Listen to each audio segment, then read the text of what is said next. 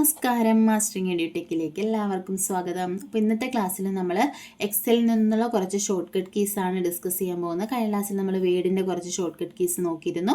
അപ്പോൾ നമുക്ക് കടക്കാം. ഇതിൽ എക്സലിലും വേർഡിലും കോമൺ ആയിട്ട് യൂസ് ചെയ്യുന്ന കുറേ ഷോർട്ട് കട്ട് കീസ് ഉണ്ട്. അതൊന്നും നമ്മൾ ഇതിലധികം ഉൾപ്പെടുത്തിയിട്ടില്ല. എക്സലിൽ നിന്നും അല്ലാതെ ചോദിക്കുന്ന കുറേ ഷോർട്ട് കട്ട് കീസാണ് നമ്മളിത് ഉൾപ്പെടുത്തിയിട്ടുള്ളത്. അപ്പോൾ വേർഡ് പഠിച്ചവർക്കറിയാം, കോമൺ ആയിട്ട് വരുന്ന കട്ട്, കോപ്പി, പേസ്റ്റ് അങ്ങനെയൊക്കെയുള്ള ഷോർട്ട് കട്ട് കീസ് ഒന്നും നമ്മൾ ഇതിലധികം ഉൾപ്പെടുത്തിയിട്ടില്ല. നോക്കാം.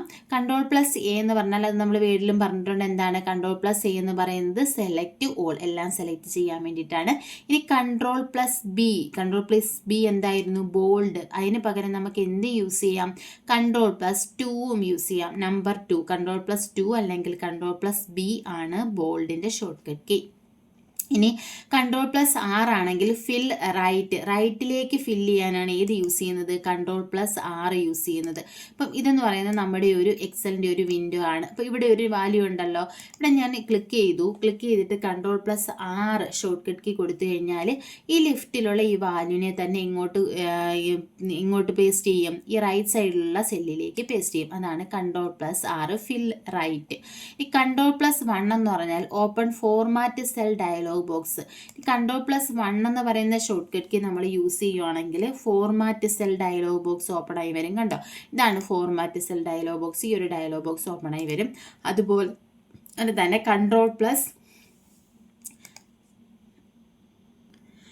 Ctrl+I അല്ലെങ്കിൽ Ctrl+3 യൂസ് ചെയ്യുന്നത് എന്തിനു വേണ്ടിയിട്ടാണ്? ഇറ്റാലിക്സിന് വേണ്ടിയിട്ടാണ്. അപ്പോൾ Ctrl+B ബോൾഡ് എന്ന് നമുക്കറിയാം.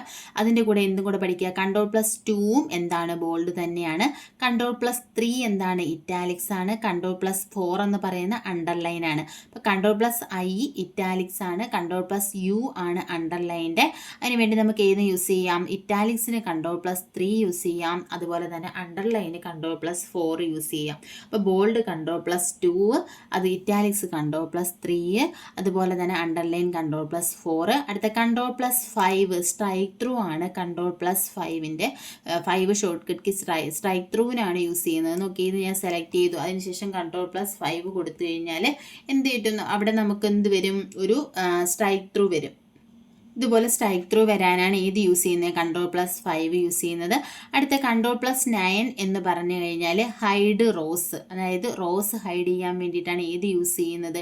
Ctrl+9 യൂസ് ചെയ്യുന്നത്. ഇപ്പം ഞാൻ ഒരു എക്സൽ ഇതെടുത്തിട്ട് ഞാൻ എന്ത് കൊടുത്തു? Ctrl+5 കൊടുത്തപ്പോൾ കണ്ടോ, ഇവിടെ എന്തായി?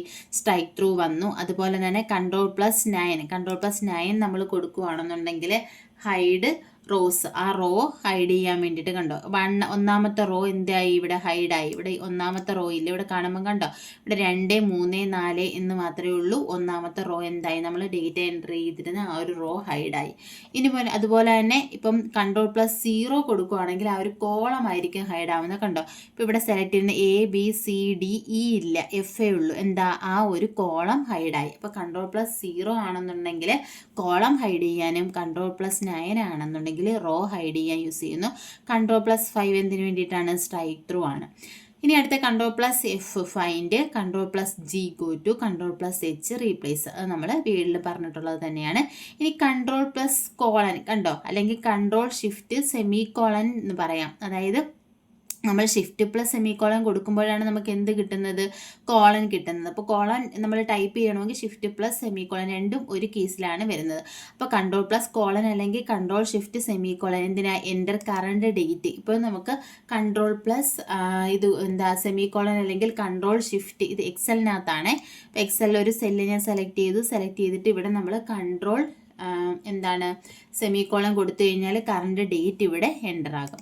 അതുപോലെ തന്നെയാണ് കറണ്ട് ടൈം. Ctrl+: കൊടുത്തു കഴിഞ്ഞാൽ എന്ത് വരും? Ctrl+: ആണെങ്കിൽ കറണ്ട് ഡേറ്റ്, നേരത്തെ ഞാൻ പറഞ്ഞു തിരിഞ്ഞുപോയി. Ctrl+: ആണെങ്കിൽ കറണ്ട് ഡേറ്റും, Ctrl+: അല്ലെങ്കിൽ Ctrl+Shift+ ആണെങ്കിലാണ് ഏത്?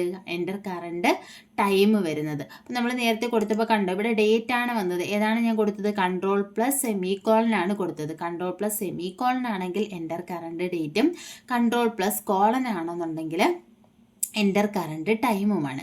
ഇനി അടുത്ത് നോക്കിയേ, കൺട്രോൾ പ്ലസ് ഡി അല്ലെങ്കിൽ കൺട്രോൾ ഷിഫ്റ്റ് അപ്പോസ്ട്രഫി ഈ ഒരു സിമ്പൽ കൊടുത്തു കഴിഞ്ഞാൽ എന്താ, copies formula or values from the above cell. മുകളിലെ സെല്ലിൽ നിന്ന് നമ്മൾ ഫിൽ റൈറ്റ് നേരത്തെ പറഞ്ഞു, കൺട്രോൾ 6 കൊടുത്താൽ ഫിൽ റൈറ്റിലേക്ക് ഫില്ല് ചെയ്യാം. അപ്പോൾ ഇവിടെ നമ്മൾ കൺട്രോൾ 6 കൊടുത്തു കഴിഞ്ഞാൽ റൈറ്റിലേക്ക് ഫില്ല് ചെയ്യാമെന്ന് പറഞ്ഞു. അതുപോലെ തന്നെ ഈ മുകളിലുള്ള വാല്യൂവിനെ താഴേക്ക് ഫില്ല് ചെയ്യണമെങ്കിൽ നമ്മൾ എന്ത് കൊടുത്താൽ മതി, കൺട്രോൾ ഈ അപ്പോസ്ട്രോഫി സിമ്പിൾ യൂസ് ചെയ്യുക. അതുപോലെ തന്നെ കൺട്രോൾ ഡി യൂസ് ചെയ്താൽ നമുക്ക് എന്ത് ചെയ്യാം, മുകളിൽ നിന്നും താഴേക്ക് നമുക്ക് ഫില്ല് ചെയ്യാൻ പറ്റും. കൺട്രോൾ പ്ലസ് ഡി ഇവിടെ ഞാൻ വെച്ചിട്ട് കൺട്രോൾ പ്ലസ് ഡി കൊടുത്തു കഴിഞ്ഞാൽ മുകളിലുള്ള വാല്യൂവിനെ താഴത്തെ സെല്ലിലേക്ക് ഫില്ല് ചെയ്യിക്കാൻ പറ്റും. അപ്പം നോക്കിയേ, copies formula or values from the above സെല്ലിലെ വാല്യൂസിനെ എന്ത് ചെയ്യുക, ഫോർമുല അല്ലെങ്കിൽ കോപ്പി ചെയ്യാൻ വേണ്ടിയിട്ടാണ് ഏത് യൂസ് ചെയ്യുന്നത്, കൺട്രോൾ ഡി അല്ലെങ്കിൽ കൺട്രോൾ ഷിഫ്റ്റ് അപ്പോസ്ട്രോഫി യൂസ് ചെയ്യുന്നത്. ഇനി നോക്കിയാൽ കൺട്രോൾ പ്ലസ് മൈനസ് ആണെങ്കിൽ delete the selected column or row. അപ്പം നമ്മളൊരു കോളമോ റോയോ സെലക്ട് ചെയ്തിട്ടുണ്ടെങ്കിൽ അതിനെ ഡിലീറ്റ് ചെയ്യാൻ വേണ്ടിയിട്ട് ഈ ഒരു കോളം ഞാൻ സെലക്ട് ചെയ്തു, ഇതിനെ ഡിലീറ്റ് ചെയ്യണമെങ്കിൽ കൺട്രോൾ മൈനസ് കൊടുത്താൽ മതി. കണ്ടോ, ആ ഒരു കോളം ഡിലീറ്റ് ആകും. ഇനി ഒരു insert a new column or row, ഒരു കോളമോ റോയോ ഇൻസേർട്ട് ചെയ്യണമെങ്കിൽ കൺട്രോൾ ഷിഫ്റ്റ് ഈക്വൽ കൊടുക്കുക. കൺട്രോൾ ഷിഫ്റ്റ് ഈക്വൽ, അതായത് ഇവിടെ എനിക്കൊരു പുതിയ റോയോ കോളമോ ഇൻസേർട്ട് ചെയ്യണമെങ്കിൽ കൺട്രോൾ ഷിഫ്റ്റ് ഈക്വൽ കൊടുത്തു കഴിഞ്ഞാൽ പുതിയൊരു റോ കൂടി അല്ലെങ്കിൽ കോളം ഇവിടെ എന്ത് ചെയ്യും, ഇൻസേർട്ട് ആകും. ഇനി അടുത്തത് കൺട്രോൾ പ്ലസ് ടിൽഡ, ഈ ഒരു സിമ്പിൾ യൂസ് ചെയ്യുന്നതിന് switches between Excel formula and their values in a cell.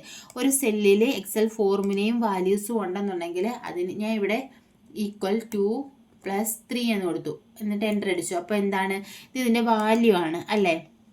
അപ്പോൾ ഈ വാല്യൂവും ഇതിൻ്റെ ഫോർമുല കാണണമെങ്കിൽ നമുക്ക് എവിടെ കാണാൻ പറ്റും, ഈ ഫോർമുല ബാറിൽ കാണാൻ പറ്റും. അപ്പോൾ കൺട്രോൾ പ്ലസ് ടിൽഡ കൊടുത്തു കഴിഞ്ഞാൽ കണ്ടോ, ഇപ്പോൾ ഇത് എങ്ങോട്ട് സ്വിച്ച് ചെയ്തു, ഇതെന്തായി കണ്ടോ, ഫോർമുലയിലേക്ക് മാറി.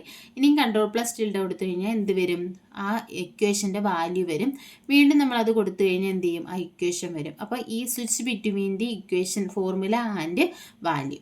അടുത്ത് നോക്കിയാൽ control shift at the rate എന്ന് പറഞ്ഞാൽ അപ്ലൈസ് ടൈം ഫോർമാറ്റ് കൊടുക്കാൻ വേണ്ടിയിട്ടാണ് ഏത് യൂസ് ചെയ്യുന്നത്, control shift at the rate. ഈ ഒരു വാല്യൂ ഉണ്ട്, ഈ ഒരു വാല്യൂ നമുക്ക് എന്തിൽ വരണം, പിന്നെ എന്താ ടൈം ഫോർമാറ്റിൽ വരണമെങ്കിൽ നമുക്ക് ഏത് യൂസ് ചെയ്യാം, control shift at the rate use ചെയ്യാം. അപ്പോൾ ദേ ഇവിടെ കണ്ടോ, ആ ഒരു ടൈം ഫോർമാറ്റ് കാണിക്കും.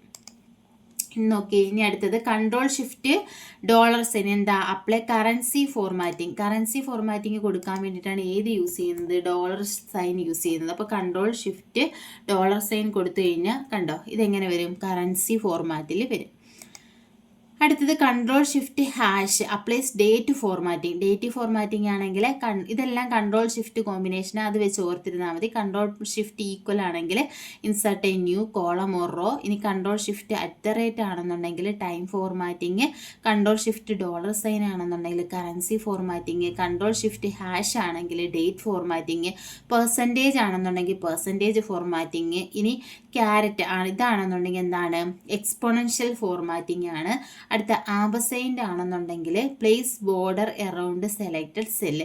നമ്മളൊരു സെല്ല് സെലക്ട് ചെയ്തിട്ടുണ്ടെങ്കിൽ ആ സെല്ലിന് ചുറ്റും എന്താ ബോർഡർ വേണമെങ്കിൽ നമുക്ക് എന്ത് യൂസ് ചെയ്താൽ മതി, കൺട്രോൾ ഷിഫ്റ്റ് ആംപർസാൻഡ് യൂസ് ചെയ്താൽ മതി. ഇപ്പം നമുക്ക് ഈ ഒരു സെല്ലിന് കൺട്രോൾ ഷിഫ്റ്റ് ആംപർസാൻഡ് കൊടുത്തു കഴിയുമ്പോൾ കണ്ടോ, ഇതുപോലെ ഒരു ബോർഡർ വരും. നേരത്തെ ബോർഡർ ഇല്ലായിരുന്നല്ലോ, അതിന് ബോർഡർ വരാൻ വേണ്ടിയിട്ടാണ് കൺട്രോൾ ഷിഫ്റ്റ് ആംപർസാൻഡ് യൂസ് ചെയ്യുന്നത്.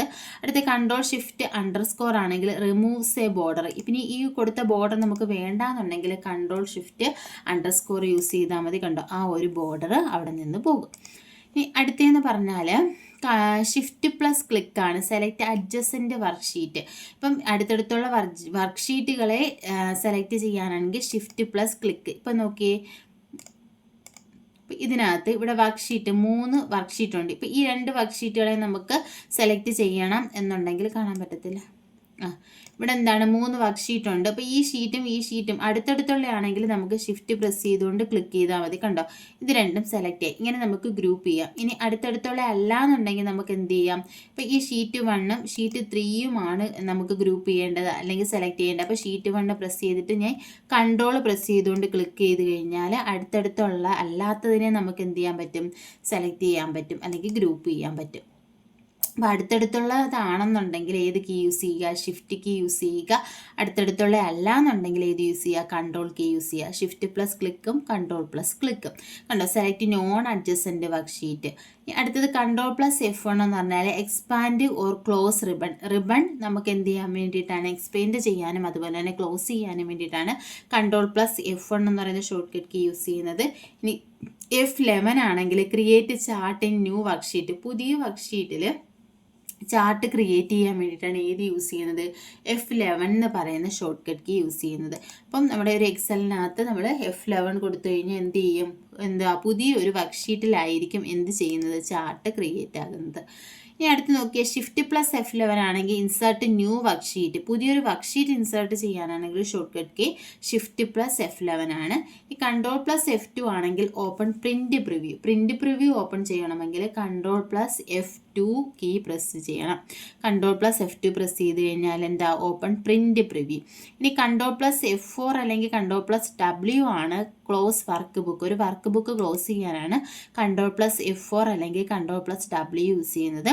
ആൾട്ട് പ്ലസ് F4 ആണെങ്കിൽ ക്ലോസ് എക്സൽ. ഈ ഒരു എക്സൽ വിൻഡോ ക്ലോസ് ചെയ്യാനാണെങ്കിൽ ആൾട്ട് പ്ലസ് F4ഉം.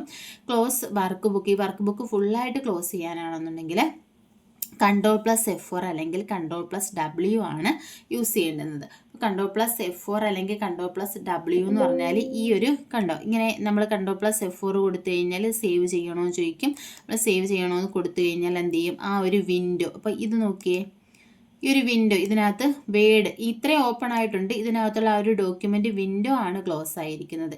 ഇനി നമ്മൾ ആൾട്ട് പ്ലസ് F4 ആണ് കൊടുക്കുന്നതെന്നുണ്ടെങ്കിൽ എന്ത് ചെയ്യും? ഇത് മൊത്തത്തിൽ അങ്ങ് ക്ലോസ് ആവും. കണ്ടോ, ഇങ്ങനെയാണ്. അപ്പോൾ ഈ എക്സൽ ഫുള്ളായിട്ട് ക്ലോസ് ആവാനാണ് ആൾട്ട് പ്ലസ് F4. ഇനി വർക്ക് ബുക്ക് ക്ലോസ് ആവാനാണെങ്കിൽ കൺട്രോൾ പ്ലസ് F4 അല്ലെങ്കിൽ കൺട്രോൾ പ്ലസ് W യൂസ് ചെയ്യുക. അപ്പം ഇത്രയുമാണ് എക്സലിലുള്ള ഇമ്പോർട്ടൻ്റ് ആയിട്ടുള്ള ഷോർട്ട് കട്ട് കീസ്. അപ്പോൾ ഷോർട്ട് കട്ട് കീസ് 1-2 എങ്കിലും എന്തായാലും എക്സാമിന് ചോദിച്ചിരിക്കും. അപ്പോൾ ഷോർട്ട് കട്ട് കീസ് എല്ലാം പഠിച്ചു വെക്കുക.